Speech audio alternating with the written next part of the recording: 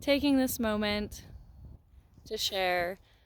A lot of people, they maybe have dreamt of their perfect soulmate, the perfect person that they want to be with, a significant other that they have wanted, whatever their image of that love is.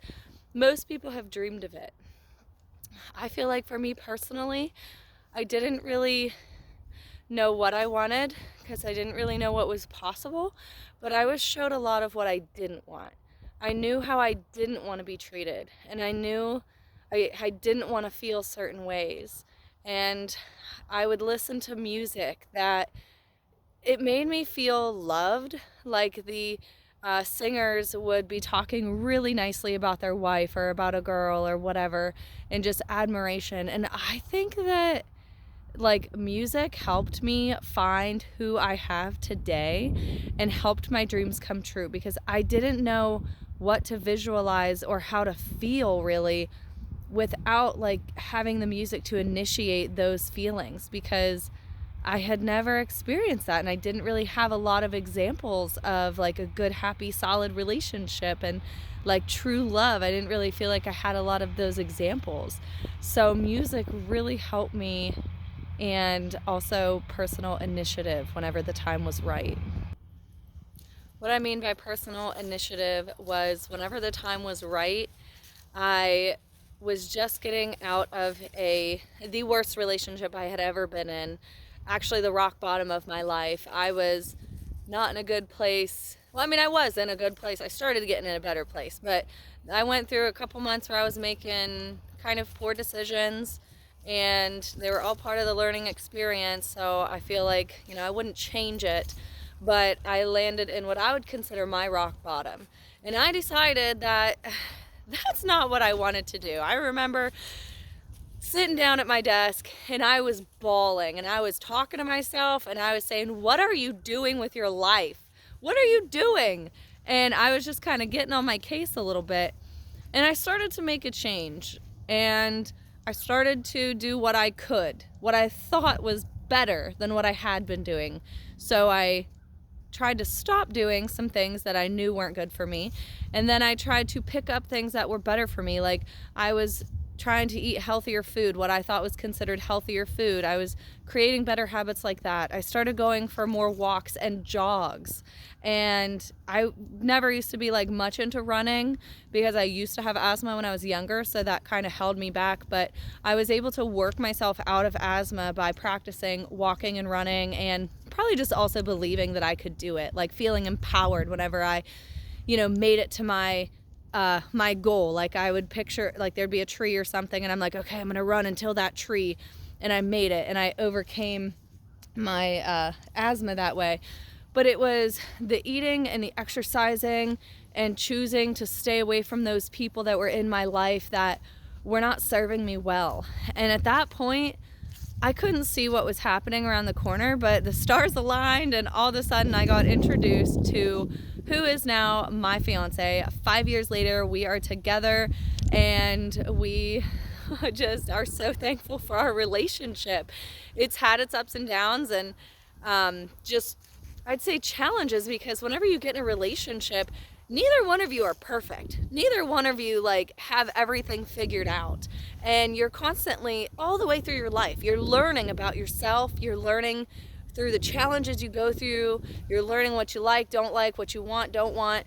And also like you're working through like residual maybe trauma that has been there, that has come up. And whenever you get with someone that can be your safe space, and I want to say this very loud and clear, when you meet someone who becomes your safe space, it can become very challenging at times, because those hurts that are within you, they really start to come up and show in other ways. You may be hard to handle at times. You may, like what I did, I kind of put up a wall for a little while. I was a little hard to crack. I wasn't into like mushy gushy love stuff. I didn't like to say forever and always. I was like really careful about being like too in love, And this went on for, I mean, we were together for about 2 years, 2.5 years before I kind of like broke and started getting a little more soft and realized I didn't have to have such a guard up. And it's really interesting looking back and realizing like what all was happening. But he also had things that came up too, and what we had to do is show each other that we will stay, we will be there. We may not always have the right answers. Sometimes we just need to shut up and let the other person talk. Sometimes we just need to give them a hug. Sometimes we just need to give them a little space. It's not the most easy road, but I feel like it is so worth it. It is so worth it to have my best friend by my side every day. Someone who believes in me, who loves me, who encourages me, who honestly believes that I can do more than what sometimes I believe in myself. I'm still getting there. I'm still working on really believing in myself, but it's just amazing to have, especially that one person, like to know that you can count on them. And we just feel so thankful and so blessed. We are over 5 years in and so happy about it. And I love understanding why there's challenges in our relationships. And I heard this once and it made sense to me, and it actually ended up, I could show that example in my life. But when you get in a relationship with someone, you may not know right away, like, this person's the one. I didn't know. I had no idea.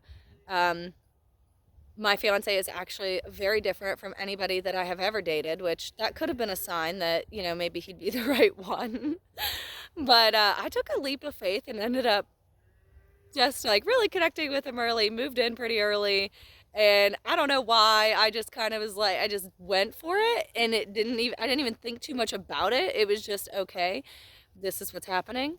And he he knew somehow early on, like, he talked about marriage early, and I was extremely uncomfortable.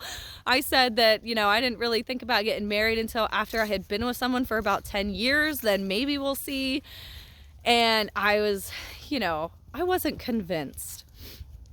And I don't know how he knew. I don't know how, like, deep down in his soul, like, he knew what we were, I think, even through all the challenges and sometimes the questioning. And I questioned a couple times. There was a couple like serious times in our relationship where, it was very challenging for me to stay.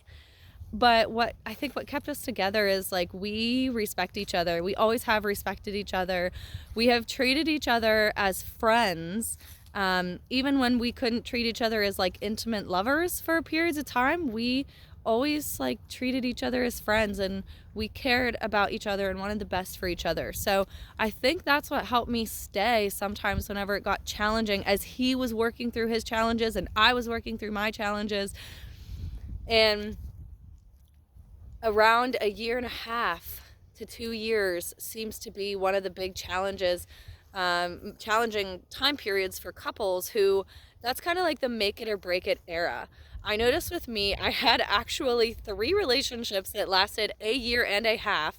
And it was really interesting. Also, 2 jobs of mine lasted around close to a year and a half. And I think that's whenever you get out of the initial phase of it and it starts to sink in, like, okay, am I going to stay with this for a lot longer, or, what needs to happen here? So I recommend for anybody who wants to have a partner in life, who wants to have that best friend, who wants to experience what, being married is like, or having an actual best friend, you want a healthy relationship, I recommend you don't give up too easily.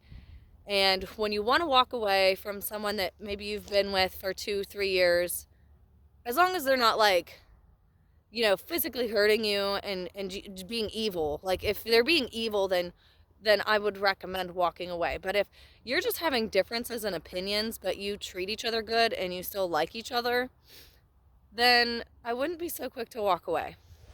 I heard this from a close friend, a dear person in my life, and I'm so thankful. I wanted to run away to her house. I thought about maybe taking a 2-week break, and I was telling her that, and she said, well, I mean, you're welcome here, but if you're thinking about possibly marrying this person, there's no breaks when you marry someone. So basically, it's kind of like, this is the trial run. Like, what's your marriage going to be like? We weren't engaged yet either, but we had talked about it on and off, about getting married, about getting engaged. And she kind of really put that in my head. And she's been married for over 25 years, so I trusted what her advice was. Because you can't just walk away when times get tough. You have to find a way to get through it. You may need to take a couple moments and not like speak in the conversation. Maybe grab your breath for a minute, breathe. Maybe you need to walk away, maybe not. I realized lately that we have walked away from each other less. Like if we get heated or something, we end up calming down before either of us like really wants to walk away, because we want to get through our problems. We don't want our problems to be the end. We don't want to make each other mad and keep each other mad. We want to understand each other's point of views and see where our common ground can be.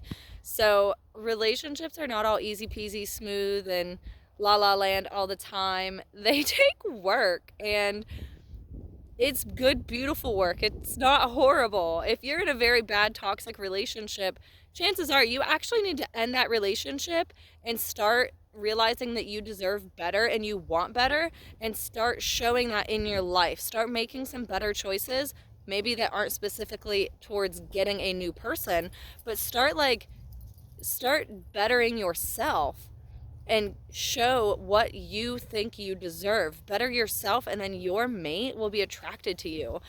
And it may not look like what you're expecting, but be open to the beautiful opportunity that it could be. And keep your heart open, and know that there are good people out there. Your mate is out there. Your happiness is out there, and it can be right now. Start cultivating it right now. Start cultivating your happiness, your self-worth, your motivation. Start it now, and then watch how it continues to build in your life. You got to set that momentum and keep it going. Be well.